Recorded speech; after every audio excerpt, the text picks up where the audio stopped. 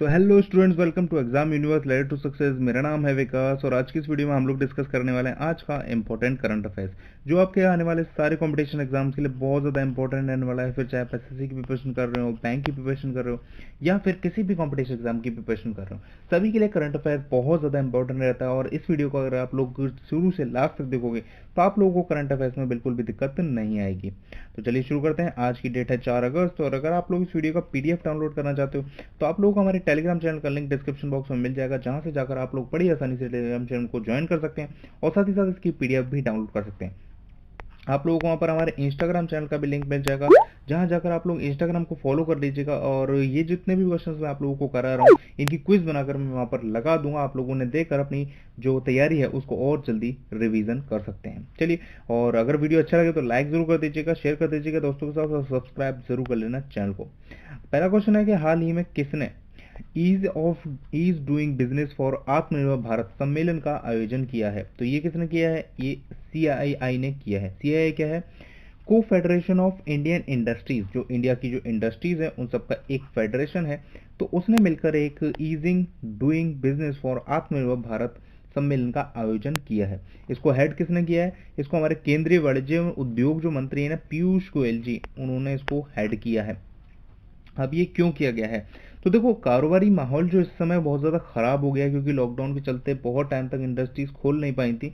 तो उन सबको सुधारने के लिए और जो नीतियां हैं कि मतलब आगे किस तरीके से काम किया जाएगा, किस तरीके से मतलब लोगों को अवेयरनेस बताया जाएगा और जो उद्योग धंधे उनको फिर से कैसे रास्ते पर लाया जाए और जो इकोनॉमी में उसका योगदान है किस तरीके से उसको किया जाए, तो इन सब के लिए ये एक सम्मेलन का आयोजन किया गया था। तो ये चीज़ आप लोगों को याद रखनी है, ठीक है। को फेडरेशन ऑफ इंडियन इंडस्ट्रीज, इन सब इसकी फाउंडेशन कब की है?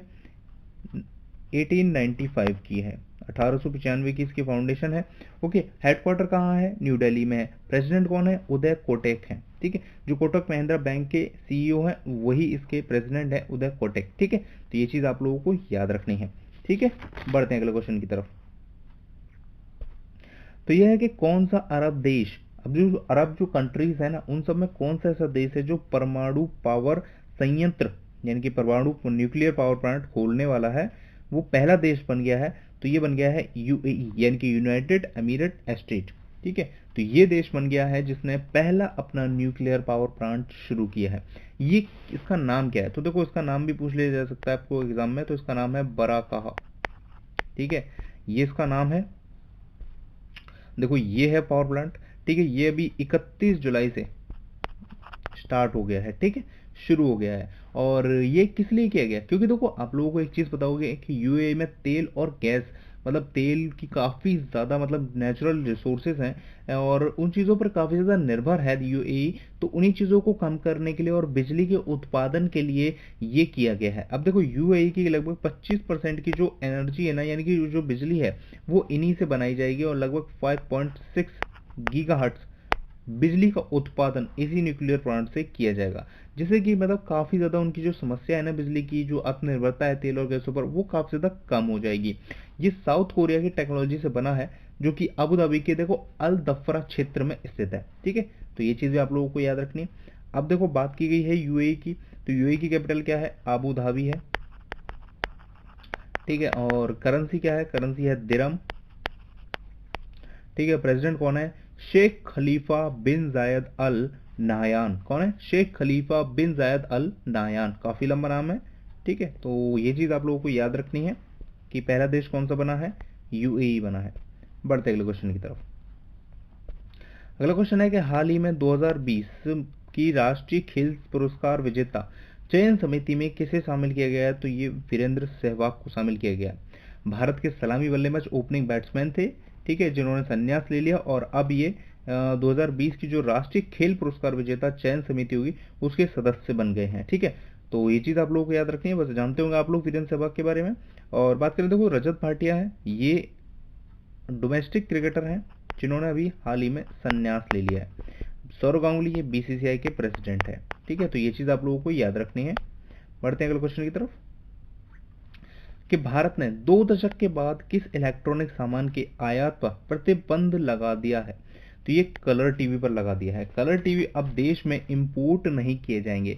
ऐसा क्यों किया गया है? तो देखो ये लगभग 2 दशक पहले भी इस पर बैन था इंपोर्ट करने पर, लेकिन उसके बाद ये हटा दिया गया था और तब से काफ़ी ज़्यादा मात्रा में कलर टीवी हम इंपोर्ट कर रहे हैं, लेकिन अभी फिर से उस पर बैन लगा दिया है।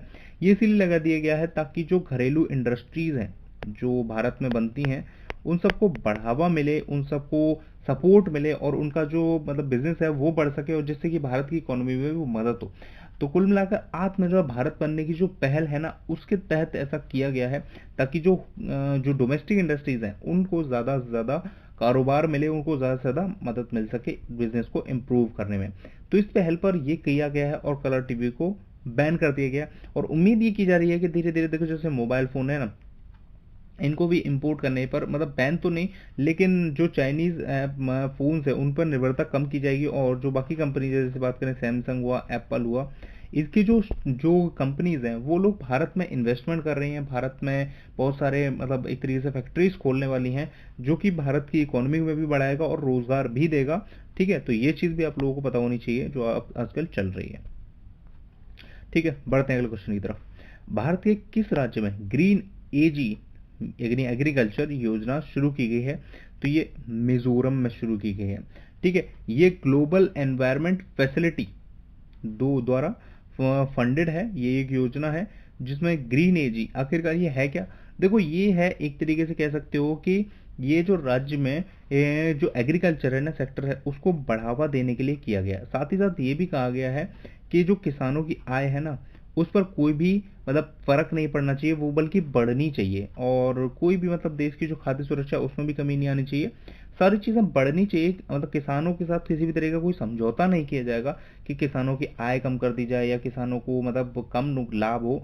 लेकिन उन चीज़ों के साथ साथ आप लोगों को एग्रीकल्चर सेक्टर में बढ़ावा भी देना है, डेवलपमेंट करना है, इक्विपमेंट भी बढ़ाने हैं, जो ज़मीन है उसका भी मतलब देख रेख करनी है। तो यानी सारी चीज़ें करनी है लेकिन किसानों को कोई भी नुकसान नहीं होना चाहिए। तो ये काफ़ी अच्छा इनिशिएटिव है जो कि मिजोरम गवर्नमेंट द्वारा लिया गया है। तो ये चीज़ आप लोगों को पता होनी चाहिए कि ग्रीन एजी परियोजना किस राज्य में शुरू हुई है? तो ये मिजोरम में शुरू हुई है। अब मिजोरम की बात हुई है तो देखो मैप में ये है मिजोरम, ये राइट साइड में नॉर्थ ईस्ट जो स्टेट्स है ना ये सारे के सारे यहाँ पर पड़ता है मिजोरम सबसे लास्ट में। ठीक है, और मिजोरम में अभी हाल ही में मैंने आप लोगों को बताया था कि एक जोरम मेगा एक सेकंड ना जोरम मेगा फूड पार्क का उद्घाटन किया गया था। ठीक है, तो ये चीज़ भी आप लोगों को याद रखनी है। अभी यहाँ की कैपिटल क्या है? ये कैपिटल है यहाँ की आइजोल। सीएम कौन है यहाँ के? जोरम थंगा। और गवर्नर कौन है? वीएस श्रीधरन पिल्लई। ठीक है, तो ये चीज़ भी आप लोगों को पता होनी चाहिए। बढ़ते हैं अगले क्वेश्चन की तरफ। तो हाल ही में कोना कोना उम्मीद अभियान किस बैंक ने शुरू किया है? तो ये देखो ये कोटक महिंद्रा बैंक ने शुरू किया है। ये किस लिए शुरू किया गया है? तो देखो जो कोरोना वायरस का इस समय जो काल चल रहा है ना उसकी वजह से बहुत सारे जो ग्राहक हैं, जो बैंक के ग्राहक हैं वो ज़्यादातर बैंक नहीं जा रहे हैं और बहुत सारी जो स्कीम्स होती हैं बैंक की वो लॉन्च नहीं हो पा रही है। तो बैंकों में देखो कोरोना वायरस महामारी के दौरान अपने ग्राहकों में एक तरह की उम्मीद और एक तरह के विश्वास कायम करने के लिए बहुत सारे नए नए ऑफर्स, भारी डिस्काउंट्स, भारी छूट देने के लिए, इन चीज़ों को करने के लिए एक 2 महीने के अभियान की शुरुआत की है कोटक महिंद्रा बैंक ने। इसमें होगा क्या? देखो इसमें जो बैंक में जो ऋण है यानी कि जो लोन है, लोन फैसिलिटी है, उसको काफ़ी ज़्यादा छूट दी जाएगी। बहुत सारी योजनाएं भी दी जाएंगी कि आप इस तरीके का लोन ले सकते हैं, आपको चुकाने के लिए इतना इतना होगा, ये फैसिलिटीज़ हैं, ये चीज़ें हैं। और जो क्रेडिट कार्ड है, डिजिटल भुगतान है, उस पर भी कई सारे ऑफर दिए जाएंगे, कैशबैक दिए जाएंगे। आप डेबिट कार्ड बनवाएंगे तो उस चीज़ पर आप लोगों को रेटिंग दी जाएंगी, पॉइंट दी जाएंगी जिनको आप यूज़ कर सकते हैं। मतलब बहुत सारे ऑफर्स और डील दी जाएंगी ताकि कि जो बैंक में सिस्टम है वो काफ़ी अच्छा हो सके और मतलब लोग जो ग्राहक हैं उसके वो पूरी तरीके से उसका यूटिलाइज कर सकें और मतलब जो इन्वेस्टमेंट है वो हो सके बैंक में और जो बैंक से पैसा है लोन के तौर पे वो भी जा सके, यानी कि जो ट्रांजेक्शन है ना वो चलते रहें इस उम्मीद में कोटक महिंद्रा बैंक ने कोना कोना उम्मीद नाम से एक कैंपेन है वो लॉन्च की। तो ये चीज़ आप लोगों को याद रखनी है। ठीक है, अब हम बात करते हैं देखो जैसे कोटक महिंद्रा बैंक के बारे में। तो इसकी स्थापना कब हुई थी? 2003 में हुई थी। हेडक्वार्टर कहाँ है? इसका हेडक्वार्टर मुंबई में देखने को मिलेगा आपको। और सीईओ कौन है? उदय कोटक है। अभी जो मैंने आप लोगों को सीआईआई पढ़ाया था उसके जो प्रेसिडेंट थे वो यही थे, उदय कोटक। और कोटक महिंद्रा बैंक के भी सीईओ और फाउंडर यही है। ठीक है, तो इन्हीं के नाम पर है कोटक महिंद्रा बैंक। अभी एक चीज़ और आप लोग याद रखो, इसकी टैगलाइन भी कभी कभी आप लोगों से एग्जाम में पूछ ली जाती है। उसकी टैगलाइन है लेट्स मेक मनी सिंपल। क्या है? Let's make money simple. तो ये चीज भी आप लोग याद रखिएगा। बढ़ते हैं अगले क्वेश्चन की तरफ। हाल ही में राज्यसभा की आचार समिति के अध्यक्ष के रूप में किसे चुना गया है? तो ये शिव प्रताप शुक्ला जी को चुना गया है। ठीक है, इनको किसके द्वारा चुना गया है? ये अब जो हमारे उपराष्ट्रपति हैं वेंकैया नायडू द्वारा नियुक्त किया गया है और अब ये राज्यसभा की आचार समिति के अध्यक्ष बन गए हैं। ठीक है, बाकी अगर देखो ऑप्शंस के बारे में बात करें तो रमेश बाबू, ये भी हाल ही में करूर वैश्य बैंक के सीईओ बने थे। हार्दिक सतीश चंद्र, ये हमारे जो प्रधानमंत्री हैं नरेंद्र मोदी जी, उनके प्राइवेट सेक्रेटरी बने हैं। और आनंदीबेन पटेल, ये भी मध्य प्रदेश की गवर्नर बनी हैं और रामनाथ कोविंद जी द्वारा नियुक्त की गई हैं, जो हमारे प्रेसिडेंट है। और ये साथ ही साथ उत्तर प्रदेश की भी गवर्नर है। तो ये चीज़ भी आप लोग याद रखिएगा। देखो ये हैं शिव प्रताप शुक्ल। बढ़ते हैं क्वेश्चन की तरफ। तो हाल ही में किस राज्य ने संजीवनी ऐप लॉन्च किया है? तो देखो ये किया है बिहार ने। अब ये है क्या? तो देखो कोरोना वायरस जो इस समय फैल रहा है ना, तो एक आप लोगों ने देखा होगा एक आरोग्य सेतु ऐप लॉन्च किया गया था गवर्नमेंट ऑफ इंडिया द्वारा, यानी कि केंद्र सरकार द्वारा। तो उसी के तर्ज पर ये राज्य में एक संजीवनी ऐप लॉन्च किया गया है। ठीक है, इसको अभी 3 अगस्त को लॉन्च किया गया है, यानी कि कल लॉन्च किया गया और इसको अभी लोग डाउनलोड कर सकते हैं। ये पूरी तरीके से गवर्नमेंट का एडेड है और इसमें क्या कर सकते हैं इनसे, ये किस चीज़ के लिए है? तो ये देखो पूरी तरीके से कोरोना के रोकथाम के लिए है। मतलब ये कोरोना के बचाव के बारे में बताएगा, जांच केंद्रों के बारे में बताएगा, इलाज का तरीका बताएगा, आप लोगों को बताएगा कि आप जांच कहाँ करा सकते हो, किस हॉस्पिटल में करा सकते हो, किस हॉस्पिटल में इलाज चल रहा है, किस हॉस्पिटल में कितने बेड खाली हैं, जहाँ पर अगर आपको आपातकालीन स्थिति में ज़रूरत हो तो आप जा सकते हो। मतलब एक तरीके से अगर आप नहीं जाते हो और आपको फिर बेड ना मिले तो वो बहुत ज़्यादा दिक्कत वाली बात हो जाती है। इसी तरह से दिल्ली में भी एक ऐप शुरू किया गया था इसी तरीके का, और अब बिहार में भी शुरू किया गया है, जो अस्पतालों की जानकारी देगा कि कहाँ पर बेड है कहाँ पर नहीं है। तो ये चीज़ काफ़ी अच्छा इनिशिएटिव है जो बिहार की गवर्नमेंट द्वारा शुरू की गई है, संजीवनी ऐप। और ये वहाँ की गवर्नमेंट ने मस्ट कहा है कि हर एक बिहार की जो भी सिटीजन्स हैं उन सभी को डाउनलोड करना चाहिए ये वहाँ का। ठीक है, तो ये चीज़ है जो बिहार की गवर्नमेंट ने कहा, ये है आयुष संजीवनी ऐप है। ठीक है, तो ये चीज़ आप लोग याद रखिएगा कि संजीवनी ऐप किसने लॉन्च किया? ये बिहार की गवर्नमेंट ने लॉन्च किया। अब बिहार की बात हुई है तो देखो मैप में कहाँ है बिहार? देखो बिहार ये रहा। बिहार की जो कैपिटल है वो है पटना, सीएम है नीतीश कुमार और गवर्नर है फागू चौहान। देखो बिहार कई सारे मतलब राज्यों से सीमा टच करता है, जैसे कि उत्तर प्रदेश हुआ, ठीक है, झारखंड हुआ, वेस्ट बंगाल से भी थोड़ी थोड़ी करता है और नेपाल से टच करता है। ठीक है, ये चीज़ भी आप लोगों को याद रखनी है। मैं आप लोगों को ये भी बताता हूँ कि किस राज्यों से ये सीमाएं टच करता है। ये भी कई भी एग्जाम में पूछ लिया जाता है कि बिहार की सीमा किस राज्य से टच होती है, और आप लोगों को ऑप्शन दिया जाएगा। तो आप लोग अगर डेली पढ़ रहे होंगे, डेली में आप लोगों को मैप पढ़ाता हूँ, तो आप लोगों को कभी भी कोई दिक्कत नहीं आएगी। ठीक है, तो बढ़ते हैं अगले क्वेश्चन की तरफ। तो कुछ चीज़ें मैं और बताता हूँ बिहार के बारे में। तो भारत का जो पहला डॉल्फिन वाइल्ड लाइफ सेंचुरी जो है ना, वो बिहार में ही खोला जा रहा है। ठीक है, तो ये चीज़ भी आप लोग याद रखिएगा। और हाल ही में देखो मैंने पढ़ाया था आप लोगों को कि एक इंद्र वज्र ऐप, जो आप लोगों ने देखा होगा कुछ टाइम पहले बिजली गिरने से बिहार में काफ़ी सारे लोगों की मौत हो गई थी। तो इसीलिए अब एक इंद्र वज्र ऐप लॉन्च किया गया है, जो कि पूरी तरीके से ये बताएगा कि बिजली कब और कहाँ गिरने वाली है, और उसके बाद लोगों को अपनी जान बचाने में और अपनी जो सामान है उसको भी सेव करने में सुरक्षा हो जाएगी। तो ये चीज़ भी आप लोगों को याद रखनी है। पढ़ते हैं अगले क्वेश्चन की तरफ। हाल ही में एचपी ने किसे अपने एमडी के रूप में नियुक्त किया है? तो ये केतन पटेल को नियुक्त किया गया है। एचपी जो आप लोगों को पता होगा हॉलेट पैकार्ड, ये काफ़ी बड़ी कंपनी है, यूएस की है। ठीक है, तो ये अब इसके जो भारत, श्रीलंका, ठीक है, और मैं कहूँ बांग्लादेश, ये 3 देशों का जो कारोबार है वो अब केतन पटेल देखेंगे। इन केतन पटेल एमडी के रूप में कार्यरत रहेंगे यहाँ के।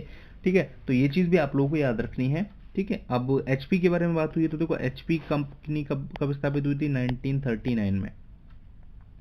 यूएस कैलिफोर्निया में इसका हेडक्वार्टर है। और अगर हम बात करें, देखो इसके जो फाउंडर है ना वो हैं हॉलेट भी हैं और पैकार्ड भी है, मतलब 2 पर्सन थे जिनके सरनेम पर ये नाम रखा गया है एचपी। ठीक है, और एक फनी चीज़ भी और बताऊं तो जो एचपी है ना, यानी कि हॉलेट पैकार्ड है, इनके जो नाम है ना वो एक कॉइन उछालकर, यानी कि सिक्का उछालकर तय किया गया था कि किसका नाम आगे आएगा, और हॉलेट का नाम आगे आया तो इसीलिए हॉलेट कॉइन टॉस जीत गए, तो इसीलिए हॉलेट का नाम आगे है। ठीक है, तो ये चीज़ आप लोग याद रखिएगा। बाकी अगर हम बात करें वरुण श्रीधर, तो ये पेटीएम मनी के सीईओ बनाए गए थे। रोशनी नादर, ठीक है, ये भी नाम आप लोगों के लिए इंपॉर्टेंट है। और एन शिवरामन, ये आईसीआरए के एमडी और सीईओ बनाए गए थे, जो क्रेडिट रेटिंग एजेंसी है। ये जो रोशनी नादर है, इसके बारे में आप लोगों को बताना है। आप लोगों को मैंने रिसेंटली में ही पढ़ा था, आप लोगों को बताना है कि ये कौन है। ठीक है, चलिए बढ़ते हैं आगे। हाल ही में दुनिया की सबसे मूल्यवान कंपनी कौन सी बन गई है? तो ये बन गई है एप्पल। ठीक है, तो ये चीज़ भी आप लोगों को याद रखनी है। एप्पल अभी दुनिया की सबसे ज़्यादा मूल्यवान यानी सबसे ज़्यादा नेटवर्थ वाली कंपनी बन गई है। ठीक है, इससे पहले कौन थी? इससे पहले देखो वो जो सऊदी अरब की एक तेल कंपनी थी, आरामकोरा, आरामको। ठीक है, तो ये कंपनी थी जो कि इससे पहले नंबर 1 पर थी, लेकिन अभी ये नंबर 2 पर आ गई है और एप्पल नंबर 1 पर आ गई है। ठीक है, तो ये चीज़ भी आप लोगों को याद रखनी है। ठीक है, और दुनिया की सबसे मूल्यवान कंपनी एप्पल। और इसकी अगर हम बात करें देखो एप्पल के बारे में, तो एक सेकंड, एप्पल के बारे में बात करते हैं। तो देखो एप्पल के, एक सेकंड क्या हो गया, ओके ये कैसे जूम होगा भाई?